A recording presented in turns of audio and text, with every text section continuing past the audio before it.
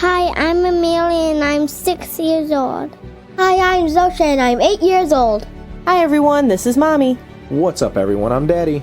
And you're listening to It's Movie Night. And this week we watched The Wild Robot. Universal and DreamWorks released this animation in 2024. It's rated PG and has a runtime of 1 hour and 42 minutes.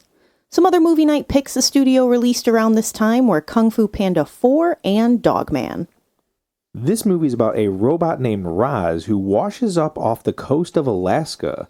Now living in the harsh wilderness, Roz is forced to bond with the wild animals and care for a baby goose that thinks she is his mother. Some familiar voices. Razum7134, or Roz, is voiced by Lupita Nyong'o. You will recognize her as Nakia in Black Panther 1 and 2. She is Maz Kanata in Star Wars 7, 8, and 9. But parents, you may recognize her as Adelaide Wilson and Red in the movie Us. Fink the Fox is voiced by Pedro Pascal. Your kids may recognize him as Din Djarin or the voice of the Mandalorian in The Mandalorian. But parents, you may know him as Agent Whiskey in Kingsman 2, The Golden Circle, which our children did watch, minus a scene. They liked Kingsman. I think they did like it. Or Javi Gutierrez in Unbearable Weight of Massive Talent, which he is hilarious Yeah, in. this is a sneaky good movie. We enjoyed it very much. We went into it thinking this is going to be ridiculous, and it was ridiculous, but we loved it. Yeah, in the best ways. Pinktail the Possum is voiced by Catherine O'Hara. We have mentioned her before, but she is Kate McAllister, a.k.a. Kevin's mom, in Home Alone 1 and 2. She is the voice of Sally in The Nightmare Before Christmas, and she also plays Delia Dietz in Beetlejuice 1 and 2. More recently, though, parents enjoy her as Moira Rose in the Netflix show Schitt's Creek. Thunderbolt the Falcon is voiced by Ving Rhames. He is Cobra Bubbles in one of Zosha's favorite movies, Lilo and Stitch. He plays Luther in the Mission Impossible franchise, but parents may recognize him as Marcellus Wallace in the movie Pulp Fiction, which is not for children. Definitely not. Thorn the Bear is voiced by Mark Hamill. Everyone has heard his voice somewhere, but more notably, he is Luke Skywalker in the Star Wars franchise. In this house, he's known as the Joker. He's done the voice of him in many Batman animated series, as well as movies. Video games as well. Like, his voice is everywhere. Yes. And then Longneck the Goose is played by a family favorite, Bill Nighy. He is Davy Jones in Pirates of the Caribbean 2 and 3, but we love him. Parents, you've seen him as Billy Mack in Love Actually. He's so good in it. I love the character in that movie. He's in so many other movies, but they're all for adults, but Yeah. I love him as an actor. We've talked about him numerous times, so yeah, I mean, if you're a listener, you've heard his name brought up before and more things that he's in. The whimsical Bill Nighy. The director of this movie is Chris Saunders. He directed Lilo and Stitch, How to Train Your Dragon, and The Croods, which we've talked about Oh no, we have not talked about Lilo and Stitch, but we have covered How to Train Your Dragon and The Croods on this show. But I know we've talked about Chris Saunders. Yes, he is also the voice of Stitch, and he will be the voice of Stitch in the new live action coming out in a few months here. So, very exciting. He is still the only Stitch. So first impressions of this movie, Mommy, came out September of 2024. We did not see this in theaters. This is a first watch for every single one of us in this house.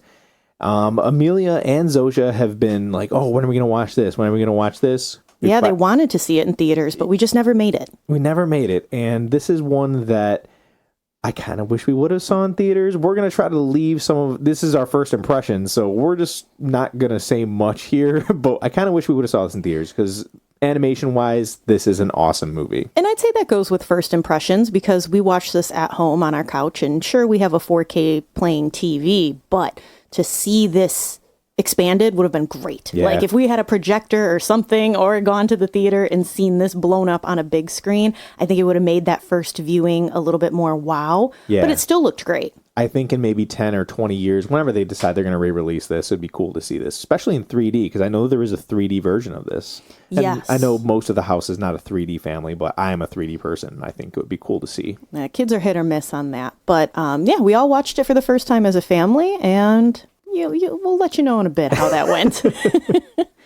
So, Zosha, did we get a title drop? No, it was close, but she said, I am a wild robot. I am already home, thank you. You do not belong here. This is a wilderness. And I am a wild robot. Yes, when it happens, we were all like, oh man, so close. Need that A to be a the. Yes. Amelia, what about our cat cam? Yes, there was a very big cat. Yes, it's like a gray-looking lynx that's in the forest, but it's still a type of cat. It is a cat. So this movie is based off of a book series. There's 3 books. One came out in 2016, 2018, and 2023. So it's a very recent book series. So this movie takes place during the first book. It is not like a mix of like, oh, here's a little bit of book 1, 2, and 3. This is the first book. There are intentions of making a second movie, which is very exciting. The director said there's nothing penned, but they do want to make a second movie. Which time will tell, because this is such a new movie. I Yeah. mean, that you needed to see how the reception was before they go start bidding jobs again, you know? I mean, if The Bad Guys is getting a part 2, I kind of think that this movie probably should get a part 2. Yeah, but kids love bad guys. That blows up at the Scholastic Book Fair, let me tell you. Okay, yeah. I mean, you volunteer for that I stuff, do. so you do know. They love the bad guys. And then I don't know if we brought it up, that this movie was nominated for Best Animated Film this year for the 2025 Oscars, Yes. which is today, actually. I kind of wish we would know, okay, is this going to win? Is this not going to win? That way we could deliver that information and kind of give a little bit more on our thoughts. But would you say that this is a strong contender for a Best Animated Film, Mommy? I think it is. I mean, I've seen a couple of the other nominations. Like, I've seen Inside Out 2, and my mind is... Flow is the other one. We did not watch Flow, but we want to watch Flow. Yes, we know basics about Flow, Yeah. but we don't know the details. So maybe we'll watch that. Maybe we'll sneak that in before we watch the Oscars tonight. We'll see. We'll see what the boy. day brings us. But no, I think it's a strong contender because I think visually it is beautiful and it's captivating. I love the combination of, there are some parts where you can almost see even though it's made on a computer, it looks like brushstrokes, if you will. I don't know if you noticed that in some of the animation. There's just like something about the transitions that when leaves blew around, it reminded me of back in the day when you were Okay. able to see just like strokes. I don't know, it just looked really cool. There were parts of it that looked more animation and parts of it that looked super realistic. Okay. I thought it was a good fusion between the two. But that mixed with the voice work, I thought the voice work was really good. Music was... You're getting the positives. Relax there. Relax. No, I was just going to say music I think was just meh. So... Cool. Don't worry, I'm not getting too ahead of myself, but I mean, we'll see. We'll see tonight. They got to go up against Disney, and sometimes, We'll see. Inside Yeah, Out crushed we'll a see. lot of people last time with the first one. But let's talk about some favorite scenes. We'll get to some other positives in a minute. Yeah. One of my scenes is it's kind of a montage, and I know that's kind of cheating because it's multiple scenes, but it's more of like a time lapse than a montage. I was going to say, because I know what you're talking about, and if I'm correct, she's in the same spot the whole time. Yeah. So I wouldn't call it that much of a, It's change not- of scene. It's a time lapse. Yeah. So Roz encounters all these animals in the beginning of the movie, and then she puts her her programming Her into learning mode. learning mode. And then she sits down and the time lapse shows that it's gone day, night, day, night, day, night. I don't know how long because we don't get really, it doesn't show like an end or a beginning, but through this time lapse, you see the critters come around her and you just hear them make noises. They're regular animal noises. And then it develops into maybe one word in a sentence that these animals are having with each other. And then she gets full sentences. She knows exactly what these animals are saying. And it's very cool because I wish I can do that. I thought this was super, super clever. Because at the beginning, she's like, I don't know what you're saying. Like, Yeah. I can't communicate with you. So that learn mode that all of a sudden at the beginning of the movie, we are not hearing any of these animals talk. They're just making their natural noises. And I thought that was a good transition into us being able, as an audience, to understand these animals as well. Yeah. Because in most animations, it's an animation, it's a fairy tale. All of a sudden, yeah, all of these animals talk. But in this movie, it's no, they are speaking the forest language, if you will. We are just now translated into that via Roz. It's really cool. Zosha had said that her favorite scene is when Roz and Fink are collecting all these animals during this just terrible snowstorm. And it's super cool because it's a very teamwork thing. Fink is using his nose to kind of smell around and see where they're trapped under the snow or behind the trees. And then Roz obviously uses her muscle to dig them out and save them. And they bring them all back to this house that they built together. And it's super nice because for the longest time, all these animals are like, Psh, you don't belong here. But now I bet they're pretty happy Roz is around. Yeah, like you had said, Fink uses his nose to find all these animals. And what's really cool is that at the beginning of this movie, Roz goes through and she walks through these woods and you get introduced to all these animals one by one, Pinktail and the beavers and the bear, the lynx, the bear. So you kind of have a like a checklist in your mind of, okay, did she get everybody? And you're familiar with all these characters. So it's really cool that they do use Fink and her. And then you are also sitting there, like I said, with a checklist in your mind of like, oh, did they get everybody? Nope, we got to get the bear. The bear is last, which is a cool scene as well. It is. It's a really like a combination of a risky, suspenseful scene mixed with like a heartwarming, like, oh, good. I'm glad everybody's safe. Another scene that I really liked was when Bright Bill learns to fly.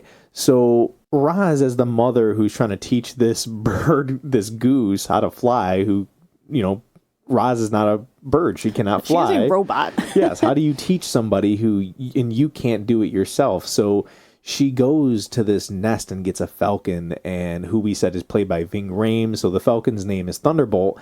And the reason why she gets the falcon is because the falcon also has short wings, like a short wingspan. Because Bright Bill is a runt. Yes. So he doesn't have normal long goose wings. And I love that Thunderbolt just, acknowledges that. He's like, show me. I think he says something along the lines of wings are the teeth of the sky. He's like, show me your teeth. And it's very funny. Meet Thunderbolt. So you think small wings to be a disappointment? Small wings are teeth, the claws of the sky. Those are different things. Show me your teeth. Beautiful. Well, and it helps so much that Thunderbolt has such confidence. He's like, yeah, I got small wings. What of it? Look at me dive. Yeah. Like, show me a dive. And it's really cool. It's an awesome scene. It's cute. So personally, my favorite scene is when they are building their house. It is Fink, Roz, and at this point, Bright Bill is still a gosling. He is little, and he just wants to help.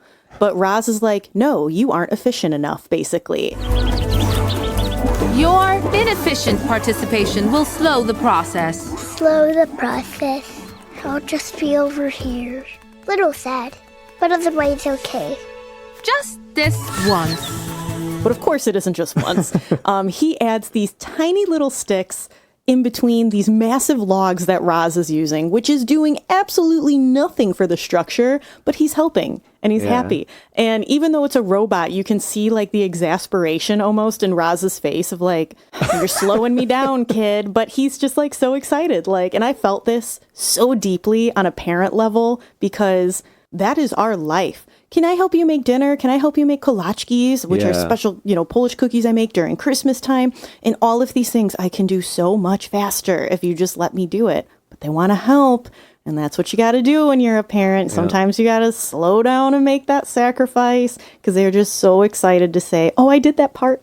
It's like when it's like a classic dad move of like even them just holding the flashlight for you to get a task done. It's like I'm involved. I did something. I did that with your dad as a grown adult, like learning how to do things on the car. Yeah. Like even my dad when he's doing electrical things, like I'm just there to help out. I might not be helping at all, but I'm learning something maybe. Here's the screw. Yeah, you get to help a little bit. I definitely get that as a parent vibe for sure. Speaking of Bright Bill being tiny, Amelia loves right when he hatches because he's just so cute. And Amelia loves all things cute. And he has his, his happy, bright gosling eyes. And he looks up at his mama, in quotations, if you will. And it's just like, oh, adorable. It is an adorable scene. The last scene I want to bring up, there's a bunch of scenes that are awesome in this movie. But the last scene I want to bring up is kind of just a funny one. And it's when all the animals need... So you're introduced, like I said earlier, you see all these different animals. Paddler, I don't know if he's a beaver? He is a beaver. Okay, so he's chewing through... He's made it like his life goal to chew through the largest tree in the entire forest. And it's huge. It's taking him a long time to get through it. And the animals end up needing that tree. So when they come to him for help, he's like, well, you all got to say you're sorry. Everyone that made fun of me and mocked my project, admit you were wrong. So they all apologize, and then Paddler looks at Fink and he's like, Now you. I already did. Now say I'm cool and don't lie. and it's just so silly, but it's one of those things that I feel like I would do. I love that all the other, like, Fink hesitates, like, come on, and all the animals shout in unison, Fink! Like, yeah, it's a funny scene. So positives now, let's get into it. We had just said it's up for best animation, and there's a reason for it. Like I said, it's beautiful. Yeah, the landscapes are gorgeous. Like you had said, the stroke thing, I can maybe see in the sky more than anything. You said like the leaves. Okay, I might be able to go back and see that. The sky looks nice, especially during the day when you get those different colors, like a watercolor type thing, where there's like sunrise, where there's pinks and blues in the skies. I could definitely see that. The characters look great. Like all the animals look awesome. I think there's times that Fink kind of looks too cartoony, but at the same time, it morphs back into, okay, he looks very realistic. My favorite thing, though, that I really love is Roz. Roz doesn't have any facial features. She doesn't have a mouth. She doesn't have a nose. She doesn't have ears. The only thing she has are eyes. And the emotion that they're able to portray is just fantastic. That's good animation. And we'll talk about some other robots in movies later on, but I think that they do a really fantastic job with Roz. The eyes are the window to the soul. Okay. But yeah, I mean, it goes to show that even through just your eyes, how much emotion you can find there. You don't need the rest of that facial expression to know what somebody is feeling. I think this is something that, the Lion King back in, 90s, they really succeeded in this as well versus the, I'm going to say very, very big air quotes here, the live action version. They didn't give the animals emotion. And I think that's something that definitely hurt the live action version. Yeah, like not even like in the eyebrows, like nothing. Like It was not so hot. Definitely not. What I really love about this movie is it highlights that you can choose your own family. You've got Roz, Fink, and Bright Bill, and they're all misfits in their own ways because Roz is a robot who doesn't belong in nature. Yeah. Fink is a fox, and I mean, in all folklore, you hear about foxes being lonely or looked at as a villain, and so they're kind of outcast on their own. And then Bright Bill obviously loses his family in this accident, nature people. But he's also a runt, too. So he would have been outcast anyway. But they come together and they build their own family. And I think that's beautiful. And it's an important thing that kids need to see because in this world, you really do get to choose your own family. Yeah. We press this to our children all the time. It's wonderful. Obviously, we love our blood-related family. But sometimes people aren't so lucky and don't have a great, blood-related family. So in that aspect, we find family in our friends. In our friends' parents sometimes become our own parents. Anything, your best friends become your brother or your sister. And I just think that is wonderfully represented in this movie. I agree 100%. This is, like you had said, we've instilled this with our kids. We have friends that our kids call uncles and aunties, and like it's wonderful. It's a great, like you said, representation in this movie for sure. They've got cousins that aren't really their cousins, but yeah, that sort of thing. In the realm of family, I want to say that this is it's a very good mother-son movie, and it is that, and it's a great parent and child movie. It's that as well. However, more importantly, I think this is a fantastic adoptive parent and child movie. Like you had said, you don't always pick your family. Sometimes you just get what you get. And while adoptive parents probably, I'm not sure of the process, but you can't really pick your kid either. But I think that it shows a good representation of somebody who is stepping up to the plate. They are choosing to be a parent. They want a child of their own, whether it's through coming into their life, protection-wise through foster agency, or, we see it all the time. A lot of people can't have children of their own, so then they start the adoption process. Regardless, they're ready to be a parent, and they want to look out for that child, and they do not care that it did not come from them personally. Yeah. They just want to love that baby, and it's beautiful.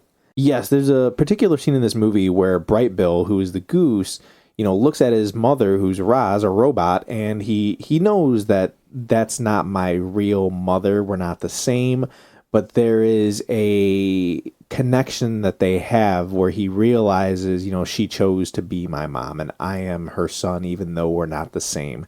And it's very sad. It's very sad to think about. Like, I'm getting emotional right now just thinking about the scene.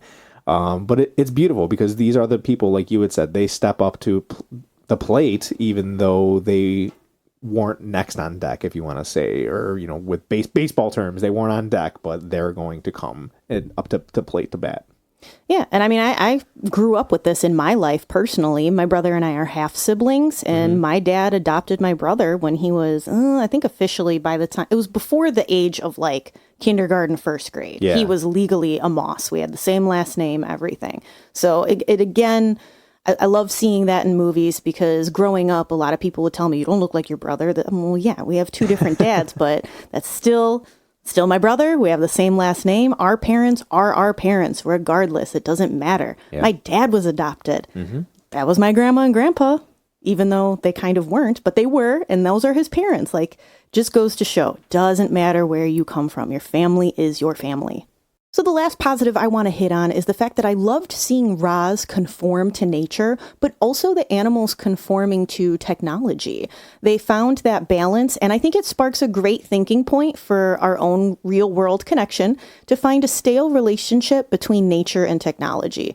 They're both helpful, essential, beautiful, whether we like it or not. Technology is essential now, guys. Like, there's nothing, nature's always been there, but technology is our new crutch, if you will. And in their own ways, we need to find that balance in our real life because we need both. We can't just cut down all the trees and we can't just replace everything with an iPad. We need that good blending. I like that. That's almost a message in a way. It is. So you know what? Let's talk about the messages too. I think that there are two. The first one is just because you are programmed to think a certain way or be a specific thing like Roz doesn't mean you can't change your mind or evolve. There's always a way to grow in this world, and Roz showed that even a robot can develop feelings and break protocol. Lots of imagery there, folks. Second, a parent is a parent regardless of origins. We've already talked about this, and it's a beautiful representation. A child doesn't have to come from you to be yours. Love, guidance, and a nurturing atmosphere trumps a bloodline.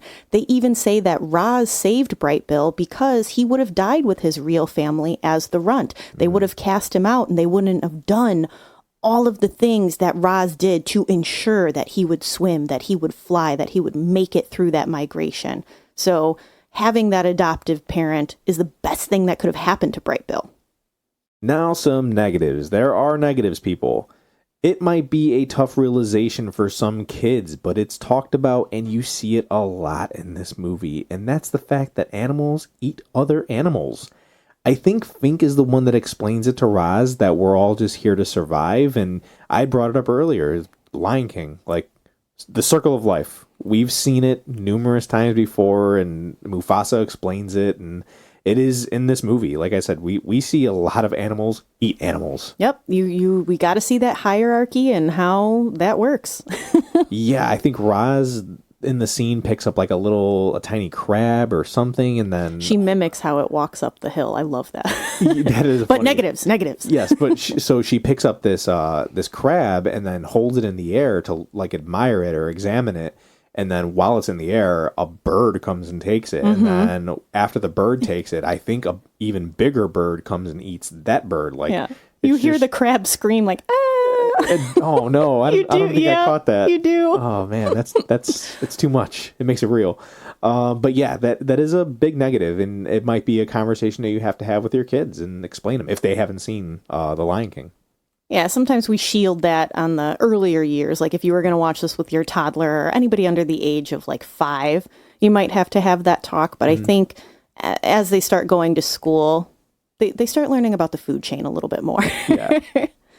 So this is just my personal opinion, but for it being a longer movie, some parts just felt rushed. There's a few time jumps that happen, and it's just like, okay, now Bright Bill is grown and he's learning to swim. Now we are flying. It's very step by step. and it lacks developmental feel for me. I know the mother-son relationship is there, but we don't really see it outside of that initial Gosling stage. And I wish they showed a little bit more of their relationship throughout each stage of Bright Bill growing up, and less Universal Dynamic stuff, which is the company that was, coming to retrieve Roz. They built Roz. They built Roz. I didn't need all the evil robot interactions during the retrieval. Like, we get it. They want their tech back. She put off the beacon, if you will, to be returned.